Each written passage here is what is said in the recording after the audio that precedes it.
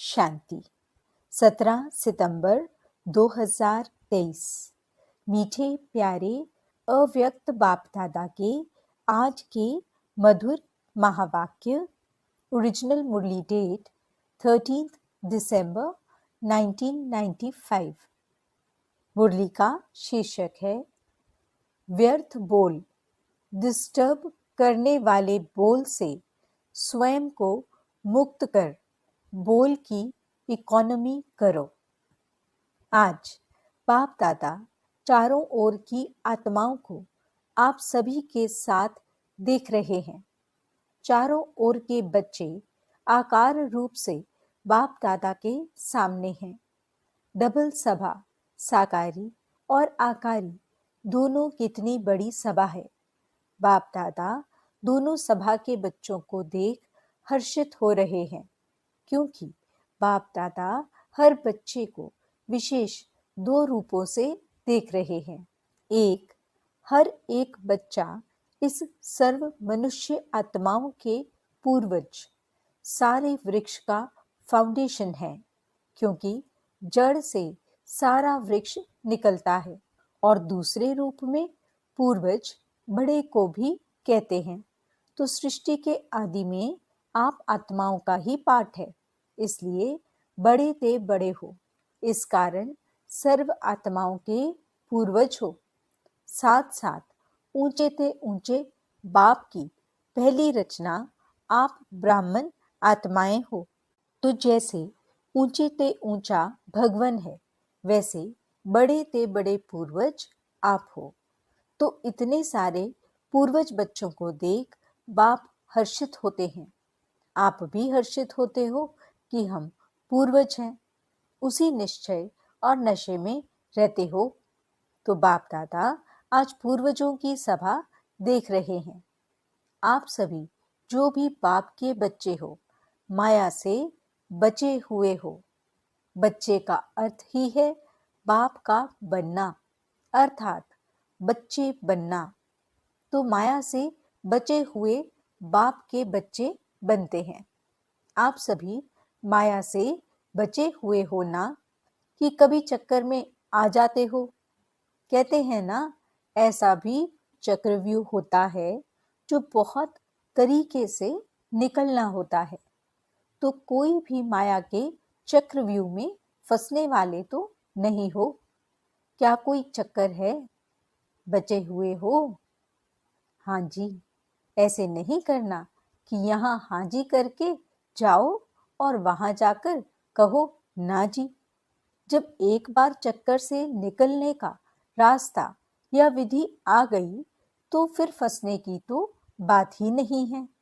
माया को भी अच्छी तरह से जान गए हो ना, कि कभी अनजान बन जाते हो।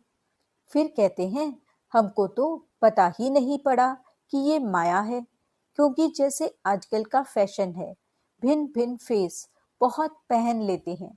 अभी अभी क्या बनेंगे, अभी अभी क्या बनेंगे। तो माया के पास भी ये फंसाने के फेस बहुत हैं। उसके पास अच्छा बड़ा दुकान है।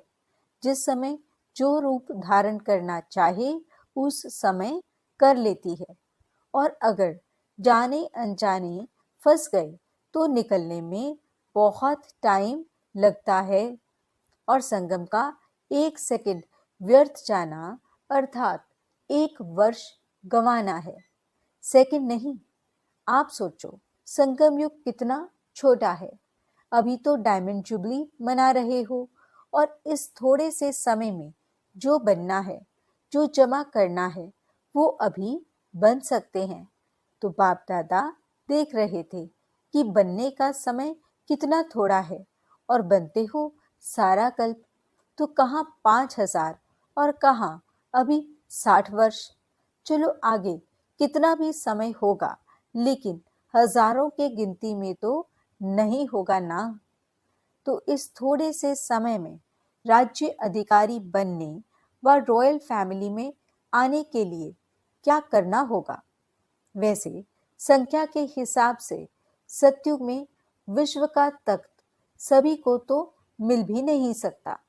मानो पहले लक्ष्मी नारायण तो तख्त पर बैठेंगे, लेकिन जो पहले लक्ष्मी नारायण की रॉयल फैमिली है, उन्हों को भी इतना ही सभी द्वारा स्नेह और सम्मान मिलता है। तो अगर पहली राजधानी के रॉयल फैमिली में भी आते हैं तो वो पहला नंबर है, चाहे बड़े तख्त पर नहीं बैठते, लेकिन प्रारब्ध नंबर 1 के हिसाब से ही है। नहीं तो आप सभी लोगों को त्रेता तक भी तख्त थोड़े ही मिलेगा। लेकिन विश्व राज्य अधिकारी का लक्ष्य सभी का है ना, कि वहां भी एक स्टेट के राजा बन जाएंगे। तो पहले नंबर के रॉयल फैमिली में आना ये भी श्रेष्ठ पुरुषार्थ है। कोई को तख्त मिलता और किसको रॉयल फैमिली मिलती है, इसके भी गुह्य रहस्य हैं। जो सदा संगम पर बाप के दिल तख्त नशीन स्वतः और सदा रहता है, कभी कभी नहीं, जो सदा आदि से अंत तक स्वप्न मात्र भी, संकल्प मात्र भी पवित्रता के व्रत में सदा रहा है, स्वप्न तक भी अपवित्रता को टच नहीं किया है, ऐसी श्रेष्ठ आत्माएं तख्त नशीन हो सकती हैं। जिसने चारों ही सब्जेक्ट में अच्छे मार्क्स लिए हैं, आदि से अंत तक अच्छे नंबर से पास हुए हैं, उसी को ही पास विद ऑनर कहा जाता है। बीच बीच में मार्क्स कम हुई हैं, फिर मेकअप किया है, मेकअप वाला नहीं, लेकिन आदि से चारों ही सब्जेक्ट में बाप के दिल पसंद है, वो तख्त ले सकता है। साथ साथ जो ब्राह्मण संसार में सर्व के प्यारे, सर्व के सहयोगी रहे हैं, ब्राह्मण परिवार हर एक दिल से सम्मान करता है, ऐसे सम्मानधारी तख्त नशीन बन सकता है। अगर इन बातों में किसी ना किसी में कमी है तो वो नंबरवार रॉयल फैमिली में आ सकता है, चाहे पहली में आवे, चाहे 8वीं में आए, चाहे त्रेता में आए। तो अगर तख्त नशीन बनना है तो इन सभी बातों को चेक करो।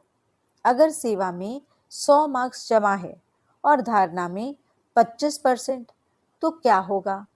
वो अधिकारी बनेगा? कई बच्चे और सब्जेक्ट में आगे चले जाते हैं, लेकिन प्रैक्टिकल धारणा में जैसा समय है वैसा अपने को मोल्ड करना, वो है रियल गोल्ड। कहाँ कहाँ माया बच्चों से भी होशियार हो जाती है, वो फट से समय प्रमाण स्वरूप धारण कर लेती है। और बच्चे क्या कहते हैं? बाप के पास तो सबकी बातें आती हैं ना। मानो एक रॉन्ग है और दूसरा राइट है। ऐसे भी होता है कि दोनों तरफ की कोई ना कोई कमी होती है, लेकिन मानो आप बिल्कुल ही अपने को राइट समझते हो और दूसरा बिल्कुल ही रॉन्ग है, तो आप राइट हो और वो रॉन्ग है। फिर भी जैसा समय, जैसा वायुमंडल देखा जाता है, वैसे अपने को ही चाहे समाना पड़ता है, चाहे मिटाना पड़ता है, चाहे किनारा करना पड़ता है। लेकिन बच्चे क्या कहते हैं कि क्या हर बात में, हर समय हमको ही मरना है क्या? मरने के लिए हम हैं और मौज बनाने के लिए ये हैं। सदा ही मरना है? ये मरना तो बहुत मुश्किल है। मरजीवा तो बन गए, वो तो सहज है। ब्रह्मा कुमार, ब्रह्मा कुमारी बन गए, ये भी तो मरजीवा बने ना। ये मरना तो बहुत सहज हो गया। मर गए, ब्रह्मा कुमारी बन गए। लेकिन ये बार बार का मरना, ये बहुत मुश्किल है। मुश्किल है ना? छोटियां कहती हैं कि हमको ही ज्यादा मरना पड़ता है और बड़े कहते हैं कि हमको ही ज्यादा सुनना पड़ता है। तो आपको सहन करना पड़ता, उन्हों को सुनना पड़ता। तो मरना किसको है? कौन मरे? एक मरे, दोनों मरे, दोनों ही मर गए तो बात खत्म, खेल खत्म। तो मरना आता है या थोड़ा मुश्किल लगता है? थोड़ा सांस हांफता है, मुश्किल सांस निकलता है, तकलीफ होती है। उस समय जब कहते हो ना कि क्या हमें ही मरना है, हमें ही बदलना है, क्या मेरी ही जिम्मेवारी है बदलने की, दूसरे की भी तो है, आधा आधा बांट लो, तुम इतना मरो, मैं इतना मरूं। बाप दादा को तो उस समय रहम भी बहुत आता है, लेकिन ये मरना मरना नहीं है, ये मरना सदा के लिए जीना है। लोग कहते हैं ना कि बिना मरे स्वर्ग नहीं मिलेगा, तो उस मरने से तो स्वर्ग मिलता नहीं, लेकिन इस मरने से स्वर्ग का अधिकार जरूर मिलेगा। इसलिए ये मरना अर्थात स्वर्ग का अधिकारी बनना। डर जाते हो ना, मरना पड़ेगा, मरना पड़ेगा, सहन करना पड़ेगा, तो छोटी बात बड़ी हो जाती है। आप सोचो, कोई भी डाकू या चोर है नहीं, लेकिन आपको डर बैठ गया कि डाकू है, चोर है, तो भय से क्या होता है? भय से या तो हार्ट नीचे ऊपर होगी या ब्लड प्रेशर नीचे ऊपर होगी। डर से होता है ना, तो डर जाते हो। मरना बड़ी बात नहीं है, लेकिन आपका डर बड़ी बात बना देता है। फिर कहते हैं पता नहीं हमको क्या होता है, पता नहीं। लेकिन जैसे हिम्मत से मर जीवा बनने में भय नहीं किया, खुशी खुशी से किया, ऐसे खुशी खुशी से परिवर्तन करना है। मरना शब्द नहीं है, लेकिन आपने मरना मरना शब्द कह दिया है, इसलिए डर जाते हैं। वास्तव में ये मरना नहीं है, लेकिन अपने धारणा की सब्जेक्ट में नंबर लेना है। सहन करने में घबराओ मत। क्यों घबराते हो? क्योंकि समझते हो कि झूठी बात में हम सहन क्यों करें। लेकिन सहन करने की आज्ञा किसने दी है? झूठ बोलने वाले ने दी है। कई बच्चे सहन करते भी हैं, लेकिन मजबूरी से सहन करना और मोहब्बत में सहन करना, इसमें अंतर है। बात के कारण सहन नहीं करते हो, लेकिन बाप की आज्ञा है सहनशील बनो। तो बाप की आज्ञा मानते हो तो परमात्मा की आज्ञा मानना ये खुशी की बात है ना कि मजबूरी है? तो कई बार सहन करते भी हो, लेकिन थोड़ा मिक्स होता है। मोहब्बत भी होती है, मजबूरी भी होती है। सहन कर ही रहे हो तो क्यों नहीं खुशी से ही करो, मजबूरी से क्यों करो? वो व्यक्ति सामने आता है ना, तो मजबूरी लगती है, और बाप सामने आवे कि बाप की आज्ञा पालन कर रहे हैं, तो मोहब्बत लगेगी, मजबूरी नहीं। तो ये शब्द नहीं सोचो। आजकल ये थोड़ा कॉमन हो गया है। मरना पड़ेगा, मरना पड़ेगा, कब तक मरना पड़ेगा? अंत तक, या 2 साल, 1 साल, 6 मास, फिर तो अच्छा मर जाएं। लेकिन कब तक मरना है? लेकिन ये मरना नहीं है, अधिकार पाना है। तो क्या करेंगे? मरेंगे। यह मरना शब्द खत्म कर दो। मरना सोचते हो ना, तो मरने से तो डर लगता है ना। देखो, अपना मृत्यु तो छोड़ो, कोई कोई तो दूसरे का मृत्यु देखकर भी डर जाते हैं। तो ये शब्द परिवर्तन करो। ऐसे ऐसे बोल नहीं बोलो, शुद्ध भाषा बोलो। ब्राह्मणों की डिक्शनरी में यह शब्द है ही नहीं। पता नहीं किसने शुरू किया है। किया तो आप लोगों में से ही है ना। आप माना जो सामने बैठे हैं वह नहीं, ब्राह्मणों ने ही किया है। बाप दादा ने ये तो एक मिसाल सुनाया, लेकिन सारे दिन में ऐसे व्यर्थ बोल या मजाक के बोल बहुत बोलते हैं। अच्छे शब्द नहीं बोलेंगे, लेकिन कहेंगे मेरा भाव नहीं था, यह तो मजाक में कह दिया। तो ऐसा मजाक क्या ब्राह्मण जीवन में आपके नियमों में है? लिखा हुआ तो नहीं है। कभी पढ़ा है कि मजाक कर सकते हैं? मजाक करो, लेकिन ज्ञान युक्त, योग युक्त। बाकी व्यर्थ मजाक जिसको आप मजाक समझते हो, लेकिन दूसरे की स्थिति डगमग हो जाती है, तो वह मजाक हुआ या दुख देना हुआ। तो आज बाप दादा ने देखा कि एक तो सभी पूर्वज हैं और दूसरा सबसे बड़े ते बड़े पूज्य आत्माएं भी आप हो। आप जैसी पूजा सारे कल्प में किसकी नहीं होती। तो पूर्वज भी हो और पूज्य भी, लेकिन पूज्य भी नंबरवार हैं। जो भी ब्राह्मण बनते हैं उनकी पूजा होती जरूर है, लेकिन किसकी विधि पूर्वक होती है और किसकी काम चलाऊ होती है। तो जो ब्राह्मण यहाँ भी योग में बैठते हैं, लेकिन काम चलाऊ, कुछ नींद किया, कुछ योग किया, कुछ व्यर्थ सोचा और कुछ शुभ सोचा, तो ये काम चलाऊ हुआ ना। सफेद बत्ती जल गई, काम पूरा हो गया। ऐसे धारणा में भी काम चलाऊ बहुत होते हैं। कोई भी सर्कमस्टेंस आएगा तो कहेंगे अभी तो ऐसे करके चलाओ, पीछे देखा जाएगा। तो ऐसों की पूजा काम चलाऊ होती है। देखो, लाखों सालिग्राम बनाते हैं, लेकिन क्या होता है? विधि पूर्वक पूजा होती है, काम चलाऊ होती है ना। पाइप से नहला दिया और तिलक भी कटोरी भर के पंडित लोग ऐसे ऐसे कर देते हैं, छिड़क देते हैं, तिलक लग गया। तो ये क्या हुआ? काम चलाऊ हुआ ना। पूज्य सभी बनते हो, लेकिन कैसे पूज्य बनते हो वो नंबरवार है। किसकी हर कर्म की पूजा होती है। दातून का भी दर्शन होता है, दातून हो रहा है। मथुरा में जाओ तो दातून का भी दर्शन कराते हैं। इस समय दातून का समय है, तो काम चलाऊ नहीं बनना, नहीं तो पूजा भी ऐसी होगी। अच्छा, सभी टीचर्स खुश हो या कोई कोई इच्छा अभी भी मन में है? कोई भी इच्छा होगी तो अच्छा बनने नहीं देगी। या इच्छा पूर्ण करो या अच्छा बनो, आपके हाथ में है।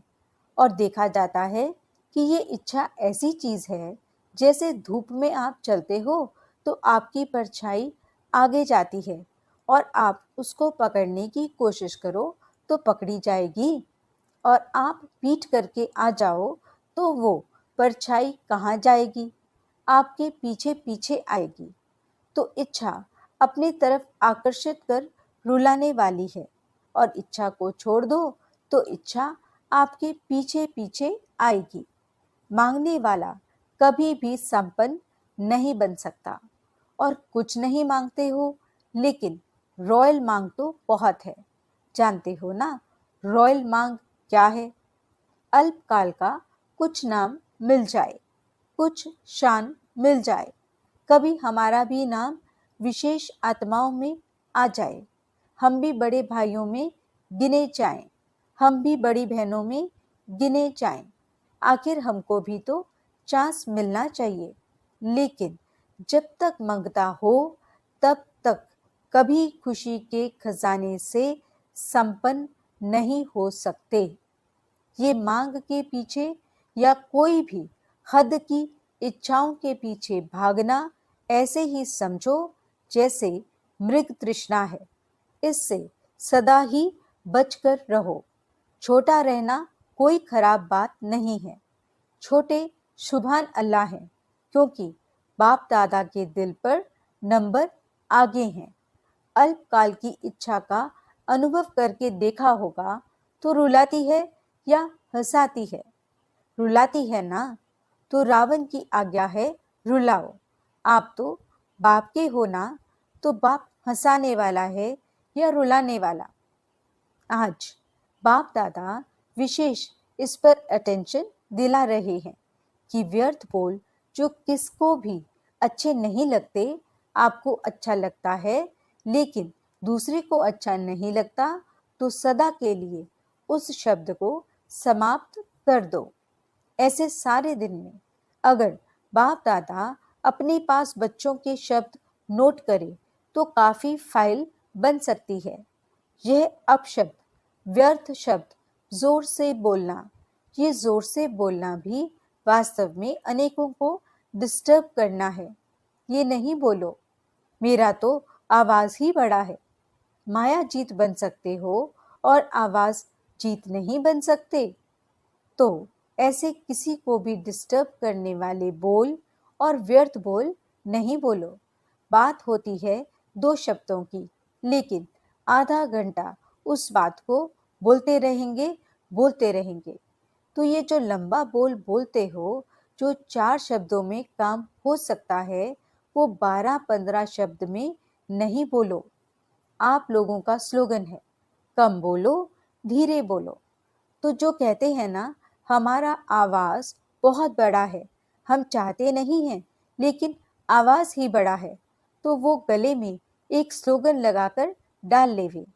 होता क्या है, आप लोग तो अपनी धुन में जोर से बोल रहे हो, लेकिन आने जाने वाले सुन करके ये नहीं समझते हैं कि इसका आवाज बड़ा है।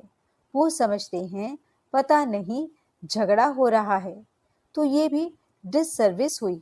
इसलिए आज का पाठ दे रहे हैं, व्यर्थ बोल या किसी को भी डिस्टर्ब करने वाले बोल से अपने को मुक्त करो।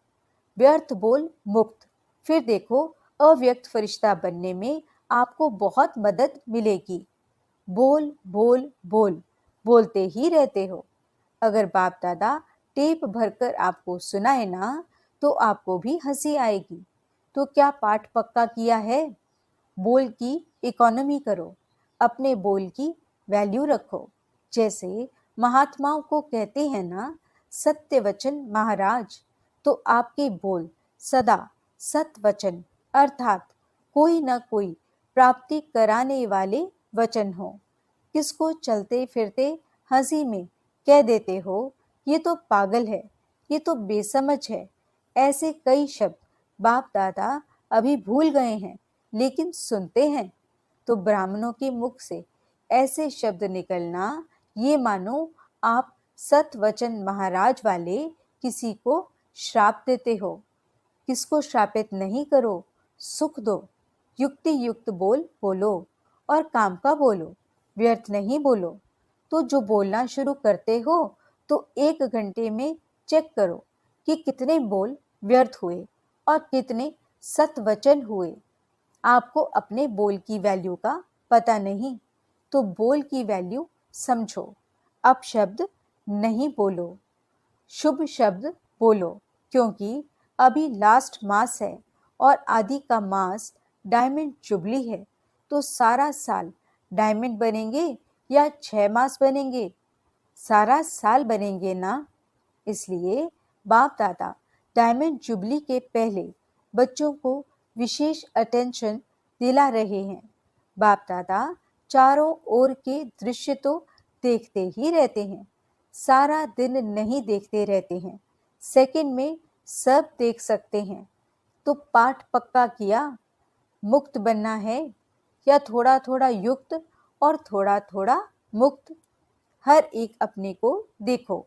ये नहीं शुरू करना कि बाबा ने वाणी चलाई फिर भी बोल रहा है, दूसरे को नहीं देखना, अपने को देखो। मैंने बाप की श्रीमत को कितना अपनाया है। अभी तो 1-2 को देखते हैं, ये कर रहा है, लेकिन जब अधिकार मिलने में वो नीचे पद में जाएगा, तो उस समय आप साथ देंगे? उस समय देखेंगे? उस समय नहीं देखेंगे। फिर अभी क्यों देखते हो? अच्छा, सभी मुक्त बनेंगे ना? सभी को पाठ याद है। कौन सा पाठ? व्यर्थ बोल मुक्त। याद है? भूल तो नहीं गया? अच्छा, चारों ओर के पूर्वज आत्माओं को सदा इस निश्चय और नशे में रहने वाली श्रेष्ठ आत्माओं को सदा बाप के श्रीमत प्रमाण हर कर्म करने वाले कर्म योगी आत्माओं को सदा दृढ़ संकल्प से बाप के हर कदम पर कदम रखने वाले फॉलो फादर बच्चों को बहुत बहुत याद प्यार और नमस्ते। डबल विदेशियों को डबल नमस्ते। हम रूहानी बच्चों की रूहानी बाप दादा को दिल व जान सिक व प्रेम से नमस्ते, नमस्ते, नमस्ते जी। गुड मॉर्निंग बाबा, शुक्रिया बाबा। वरदान: लौकिक को अलौकिक में परिवर्तन कर घर को मंदिर बनाने वाले आकर्षण मूर्त भव। प्रवृत्ति में रहते घर के वायुमंडल को ऐसा बनाओ जिसमें कोई भी लौकिकता न हो। कोई भी आए तो अनुभव करे कि यह अलौकिक है, लौकिक नहीं। यह साधारण घर नहीं, लेकिन मंदिर है। यह है पवित्र प्रवृत्ति वालों की सेवा का प्रत्यक्ष स्वरूप। स्थान भी सेवा करे, वायुमंडल भी सेवा करे। जैसे मंदिर का वायुमंडल सबको आकर्षित करता है, ऐसे आपके घर से पवित्रता की खुशबू आए तो वह खुशबू स्वतः चारों ओर फैलेगी और सबको आकर्षित करेगी। स्लोगन: मन बुद्धि को दृढ़ता से एकाग्र कर कमजोरियों को भस्म कर दो, तब कहेंगे सच्चे योगी। सूचना: आज अंतर्राष्ट्रीय योग दिवस, तीसरा रविवार है। सायं 6:30 से 7:30 बजे तक सभी भाई बहनें योग अभ्यास में अनुभव करें कि मुझ आत्मा द्वारा पवित्रता की किरणें निकलकर सारे विश्व को पावन बना रही हैं। मैं मास्टर पतित पावनी आत्मा हूँ। अच्छा, ओम शांति।